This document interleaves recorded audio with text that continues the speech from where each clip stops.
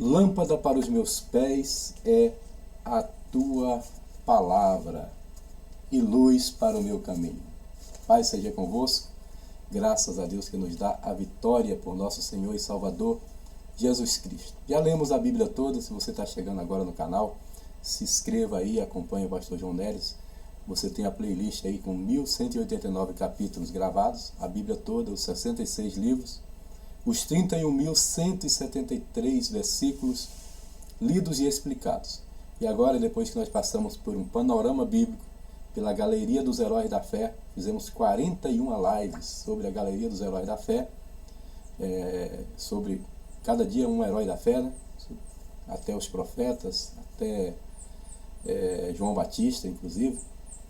E agora nós fizemos também as 12 portas de Jerusalém, restaurando as portas de Jerusalém.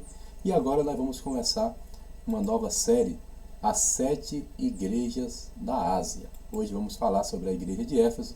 Não saia daí, que tem uma coisa gloriosa para você aprender hoje nessa live, em nome de Jesus.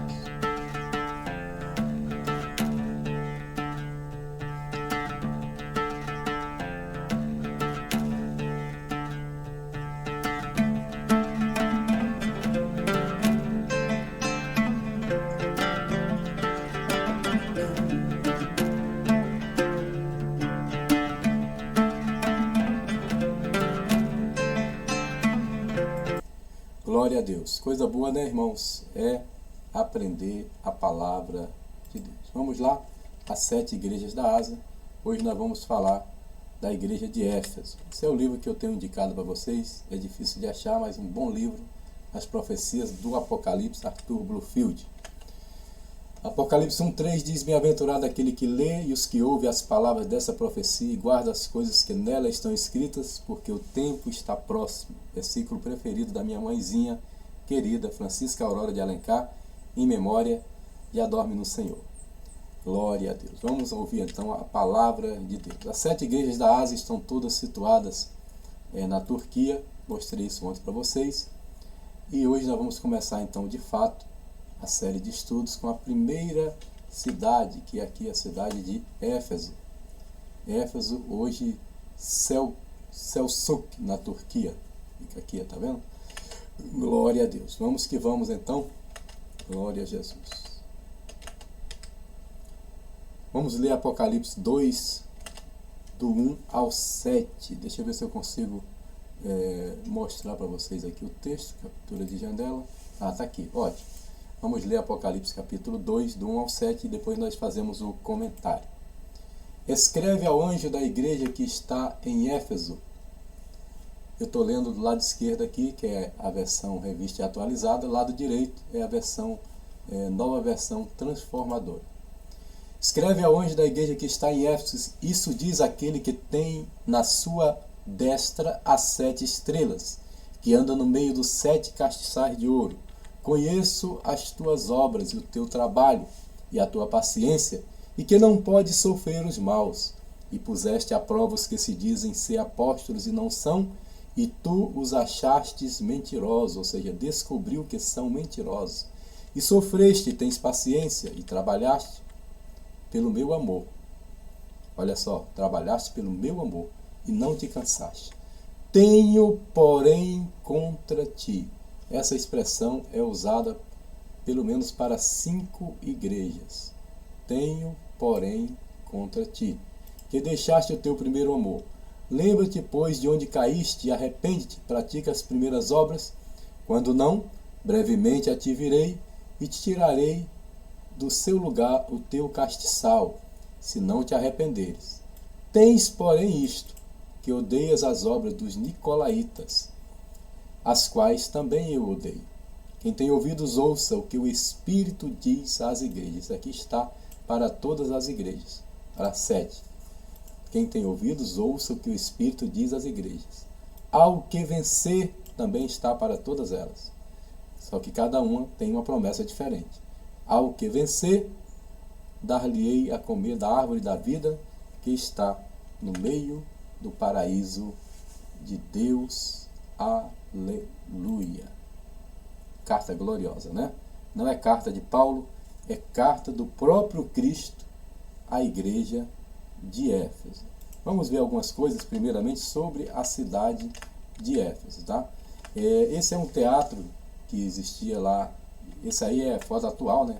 Existia na época como um grande estádio para preleções, para festas.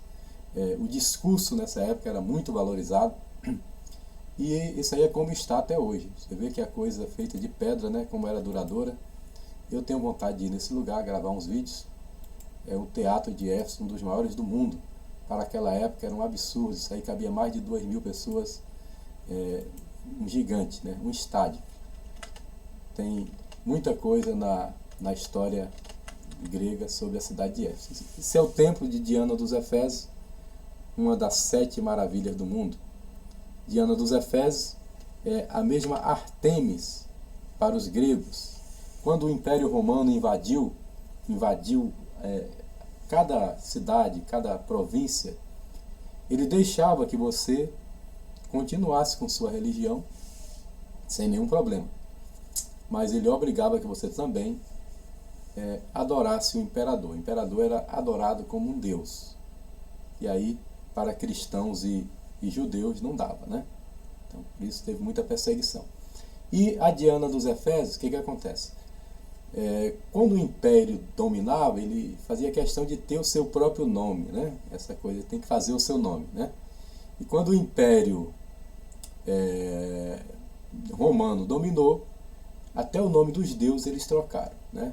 Vários deuses, que, por exemplo, Ares, deus da guerra, é o mesmo Apolo para os gregos, e Diana dos Efésios era Ártemis para os gregos, é a mesma Diana dos Efésios. Lembrando que nós vamos ver um texto em que eles vão gritar o tempo todo: grande é a Diana dos Efésios, né? Grande é a Diana dos Efésios. Vamos começar uma breve explicação, antes lembrando que Apocalipse 1:20 diz que os 7 castiçais são as 7 igrejas e as 7 estrelas são os seus pastores. E aqui no texto que eu li diz: se não se arrepender, em breve virei e tirarei o teu castiçal, tirarei de ti a igreja. Né? Que palavra, né? Interessante. Vamos que vamos. Vamos falar um pouquinho então sobre a cidade de Éfeso. Uma cidade portuária situada a 96 quilômetros de Patmos. Era a mais próxima de Patmos. Tá? A fundação foi, inverti aqui, né? A fundação foi em 1050 a.C. O templo de Diana dos Efésios, como eu falei, é uma das 7 maravilhas do mundo. E era uma cidade muito religiosa, mas religiosa com uma magia muito forte. Artes mágicas. E você vai encontrar isso, a ideologia, né, a magia que era praticada ali era pesada. Era Ephésia Gramata, ou seja, uma magia que dominava e que predominava aquela região. Nós vamos comprovar isso em Atos 19:19. Olha o que diz em Atos 19, eu deixei aqui o versículo aberto, deixa eu ver se está aqui. Eita glória. Atos 19:19, eu estou lendo aqui na versão linguagem de hoje, diz assim: e muitos daqueles que praticavam feitiçaria ajuntaram seus livros e os trouxeram para queimar diante de todos. Quando calcularam o preço dos livros queimados, o total chegou a 50.000 moedas de prata. 50.000 vezes o salário de um trabalhador. Uma moeda de prata ou um denário, uma diária, né? Deixa eu fazer uma continha rápida aqui. Quanto está o salário mínimo? Alguém me fala aí? Não sei, não lembro. 1.000 e pouco, né? Deixa eu conferir aqui, tá? 50.000 moedas de prata, né? 50.000 moedas de prata. Vamos dividir aqui o salário mínimo? Espera aí, deixa eu ver primeiro quanto tá. Espera aí, vamos descobrir agora. Vou dar um Google aqui e saber quanto está o salário mínimo, que eu não sei. Salário mínimo. Mínimo. É tão mínimo que a gente não acha, né? 2024. Salário 1.412. Muito bem. Então 1.412, cadê? Onde é que eu estou aparecendo aqui para vocês? Estou aparecendo aqui, beleza? Mas eu estou com uma calculadora aberta aqui. Deixa eu ver aqui. Deixa eu ver, calculadora. De repente eu até jogo para vocês aqui. Vou tentar, peraí. Captura de janela. Olha, quase que vai. Não, a calculadora aparece sim. Beleza. Olha que legal. Aparece, mas não vai. Vai sim, aqui. Captura de janela. Cadê você, calculadora? Aqui.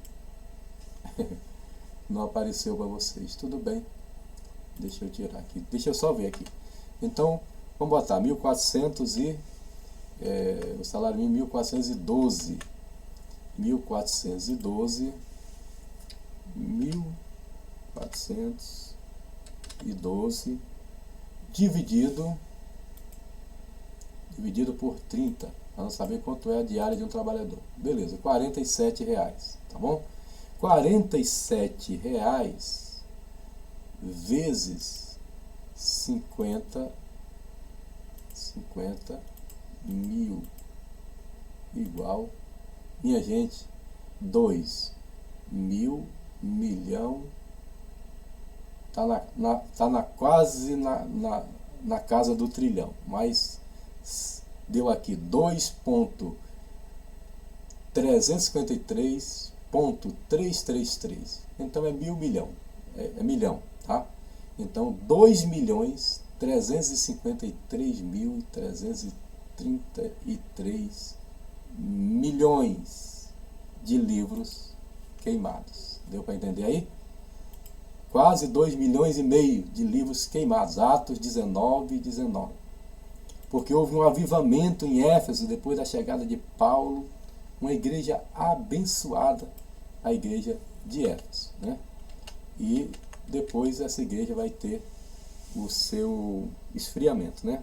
O teatro é aquele que eu mostrei, uma grande biblioteca também tinha nessa cidade. Era uma cidade, vamos dizer assim, voltada para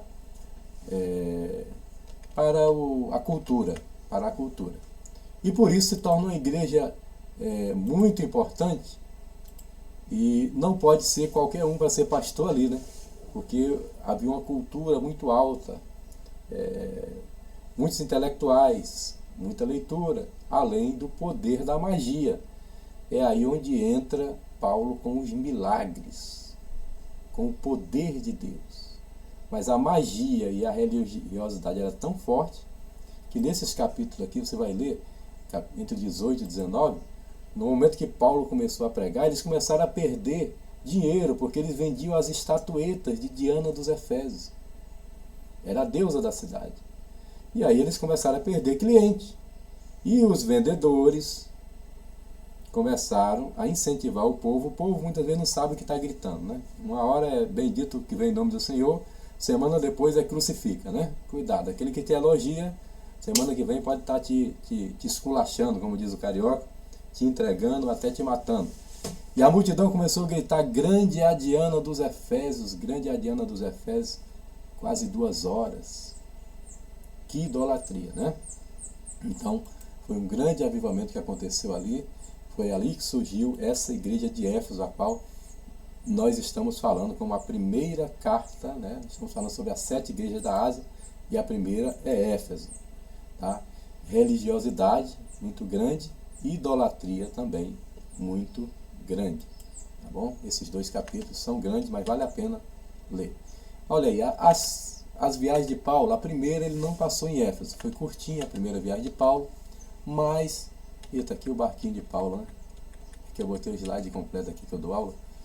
Aqui, na segunda viagem ele já passou em Éfeso. Tá vendo? Aqui na volta, Paulo passa em Éfeso e vai se dedicar bastante a essa igreja. Isso foi a segunda viagem do apóstolo Paulo, é o barquinho de Paulo. Na terceira viagem, ele passou também em Éfeso. Deixa eu voltar aqui, ó. Ele saiu de Antioquia de novo, como sempre. Passando por Éfeso, ele foi lá para cima, para Macedônia, e quando ele chegou em Mileto, quando ele chegou em Mileto, ele mandou chamar os anciãos de Éfeso. Olha que igreja importante. Que igreja importante era essa igreja de Éfeso.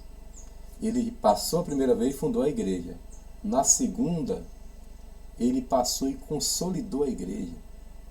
Depois ele vai colocar Timóteo como pastor daquela igreja. Timóteo era o discípulo que era o clone de Paulo. Paulo disse: a ninguém tem de igual sentimento. Paulo investiu em Timóteo como o seu sucessor.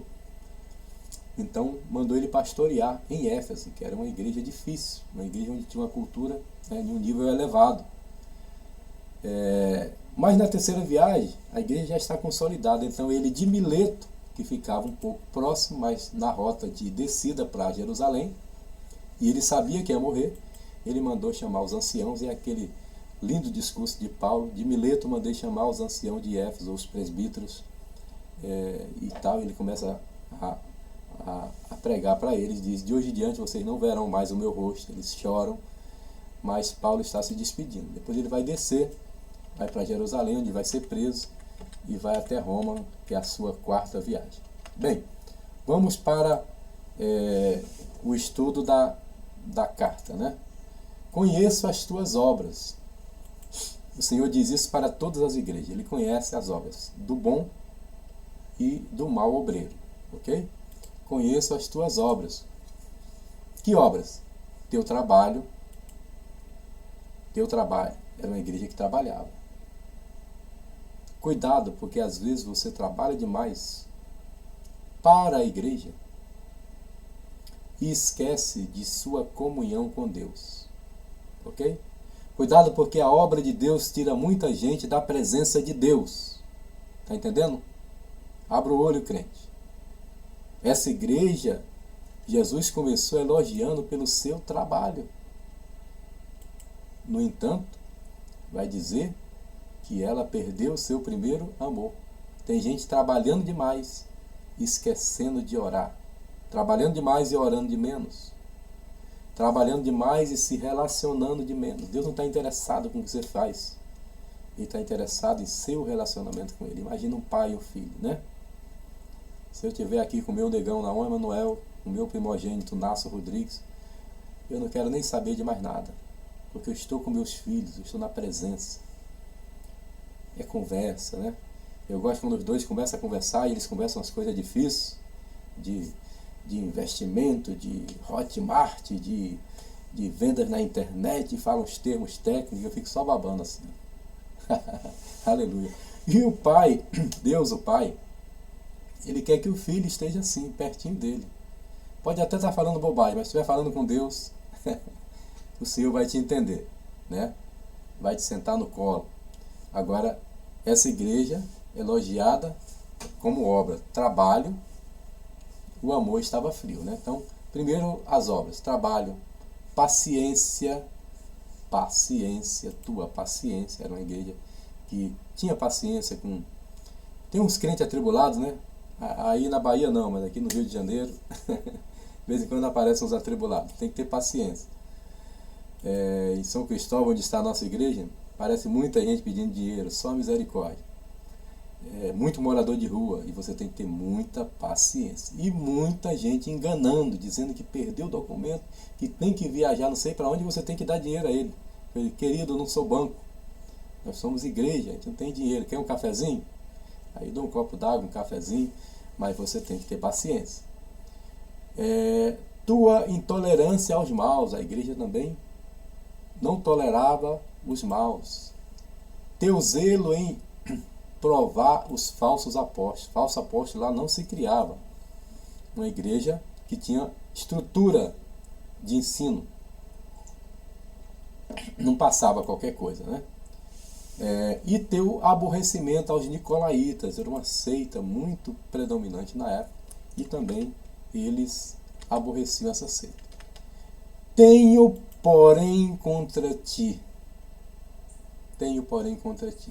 Deixaste o teu primeiro amor.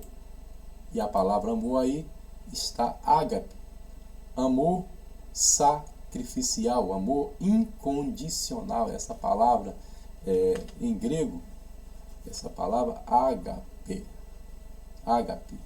Amor incondicional. Ou seja, você trabalha muito, mas se relaciona pouco comigo. Cuidado, crente, porque a obra de Deus afasta muitas pessoas da presença de Deus. Primeiro altar, Deus. Depois a tenda, família. Depois o poço, ministério. Eu aprendi essa com Isaac. Isaac chegou no último lugar, depois daquela confusão dos poços.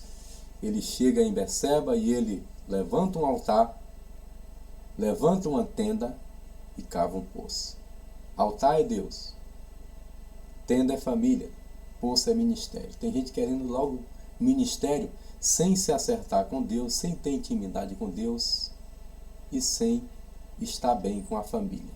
Primeiro o altar e a tenda, para depois você pensar no poço, ok?